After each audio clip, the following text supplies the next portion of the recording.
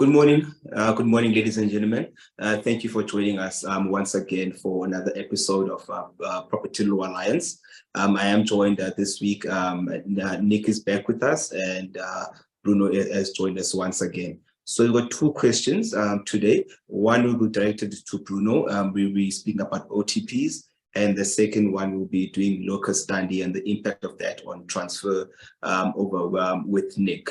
So Bruno, specifically with your question, so this is with regards to somebody who's about to purchase a property and they're dealing with the estate agent, right? And unfortunately for them, as we will probably are aware, sometimes estate agents don't give enough background information, and most people buy properties once or twice in their lifetimes, and it's not an everyday thing. So you need as much information as you can because the consequences are lengthy.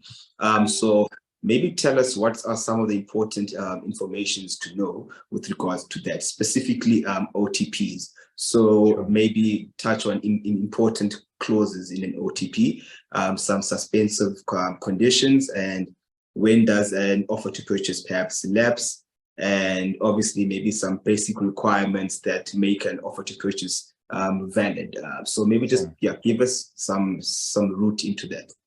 Cool.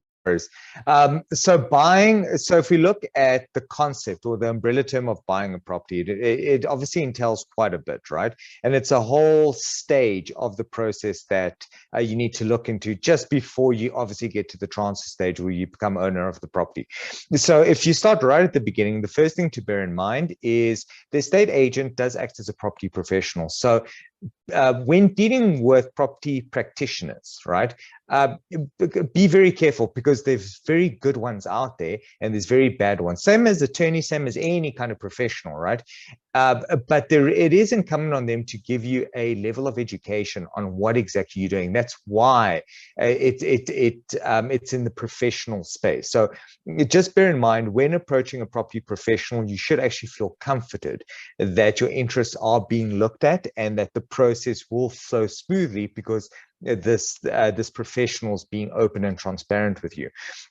If you do obviously want to understand what the benchmark is, starting right at the beginning, it's the question of approaching the estate agent, having a conversation with them, and starting to look for properties. So as a purchaser, they're going to start giving you a list of properties and they're going to offer to allow you to view these, right? So from the stage on, you're already engaging in a relationship. So first thing to remember, you've spoken to an estate agent, meaning that if you buy this property, with this very same property that you've been shown, but through another agent, you're going to cause issues, right? So that's the first thing to bear in mind is once you're with an agent, trying to move to another agent to do the exact same deal has repercussions. So first red flag, don't jump between agents and land up on the same property, right? You have to be very open about why you want to change agents. Second thing, viewing the property.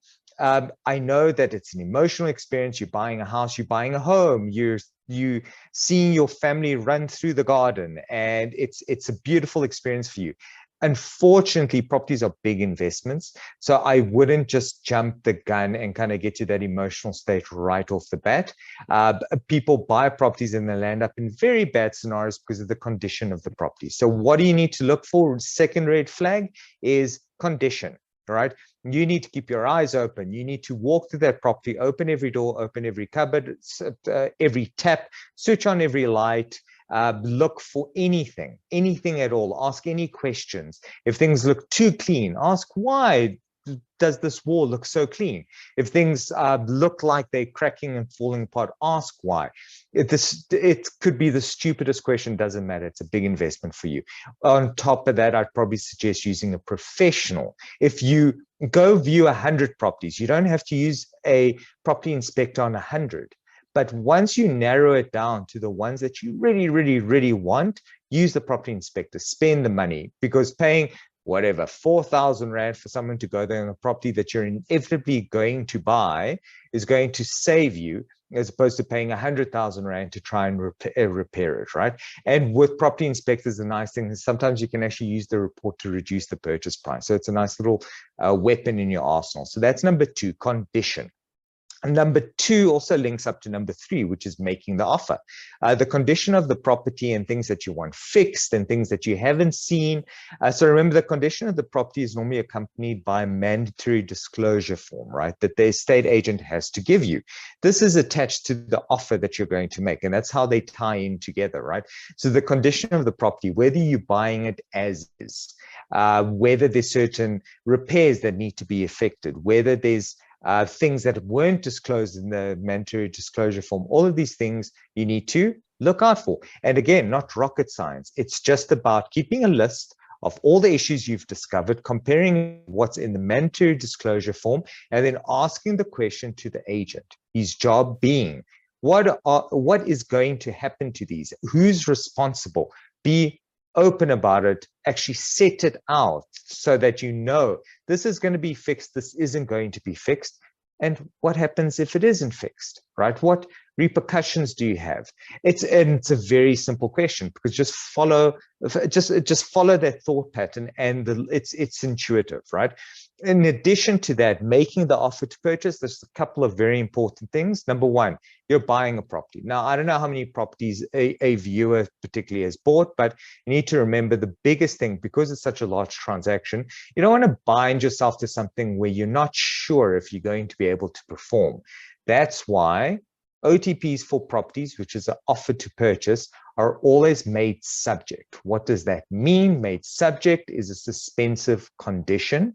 Suspensive condition, what does that mean? I've got a contract. I go to you and I tell you I want to buy the property, but I only want to buy it if the bank gives me money. If the bank doesn't give me money, don't want to buy it anymore. That's a suspensive condition, or an example of one at least. So that's kind of where you want to go with these kind of contracts, because it's such a big transaction. Last thing you want, some auction properties, as an example, sheriff's auctions particularly, when you go there, you don't have a choice to say, oh, but only if the bank gives me money.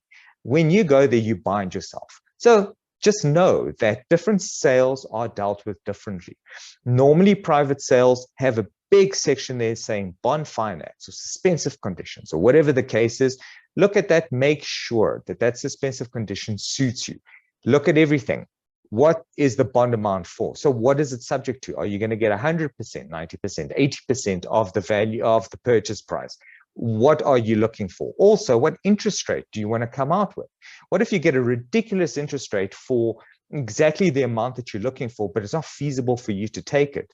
You need to make sure that in the contract, it at least stipulates that it's whatever to your satisfaction, an interest rate that actually works for you, or whatever the case is. So suspensive conditions, very important. You can also do suspensive conditions on the condition of the property. So for example, if you're in a rush to make an offer, but you haven't gotten a property inspector out yet to view the property, you can make it subject to a positive report by that property inspector. So just bear that in mind. That's just something to factor in. Other things, OTP. So red flag number 4, is this offer subject to this person accepting other offers? Just make sure that if you're submitting this offer, you know whether the seller, for example, has other offers on the table somewhere along the line, and he's putting your second. There should be something in the contract that specifically deals with that. So just factor that in. In my mind, Chuma, unless you can think of anything else, in my mind, those are kind of the biggest entry-level risks I normally see when people enter into these type of contracts, because they don't totally understand it. Most of the other stuff is intuitive. I suppose maybe red flag number 5 is the payment of costs. Who is actually liable to pay certain expenses? The standard is purchaser pays transfer duty, purchaser pays transfer costs. That means purchaser pays the attorneys to move the property and pay SARS to allow the property to be moved. Seller would normally pay their own costs, so they would make sure the rates or the municipal debt is up to date. They'd make sure the levies are up to date, and they would cancel their bond over the property. So that's also something to look out for. Auctions, for example, you as a purchaser may land up having to pay the guy's outstanding municipal debt. So again, read those clauses so you make sure that you know what you're in for, bearing in mind that the banks rarely finance these additional costs. So even if you get 100% bond, you need to know what you're in for the rest of, from a cash flow perspective. I think that's it. Nick, I don't know if there's anything you want to add. Yeah, no, look, you've touched a lot of bases. The only thing I want to, just accentuate from what you've said is, at every aspect of this transaction, and it is one of the biggest transactions that you as a person are going to go through in your lifetime. Make sure that you reach out and get people to assist you on each element of the transaction. We as purchasers and as people who are not engaged in this every day, you cannot be expected to understand all the intricacies with each little level.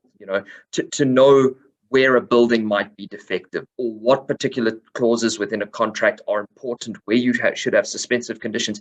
These are aspects which are dealt with by professionals on an individual basis.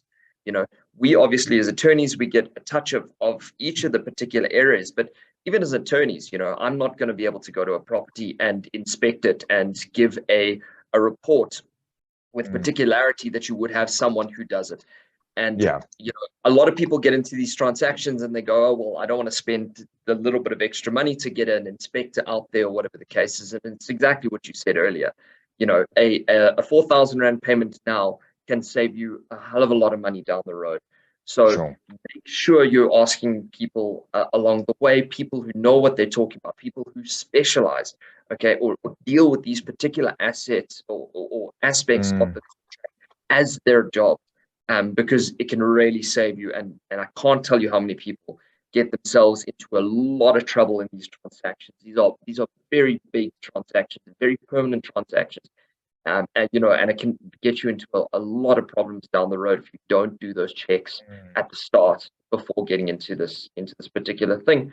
And you don't want to be the guy at the end of the day who's got into this transaction. You're going to end up losing this property, for a fraction of what you bought it for, and really be in a worse position, for something that really should put you in a good position at the end of the day. Everyone buys property with the idea that they're going to put themselves in a stronger, better position at the end of the day. And it can be a massive liability. So make sure you're talking to the right people, get the right advice all the way through. Even if it costs a little bit, that little bit in the front is gonna save you a lot of heartache down the road. Yeah, no, absolutely. Yeah, sure. So thanks, guys. That does actually give a lot of information, at least on the basis of just an entry level as to what to look out for and some of the dangers of OTPs and purchasing the property for the first, second, or third time, because experiences are never the same. So just because you've done it one time, it doesn't mean that, okay, let me just jump in and do it over again, because people think that, okay, I've bought a property before, I know what this process looks like. But like every OTP, just do an OTP review, get somebody involved, and then take it from there. So thank you for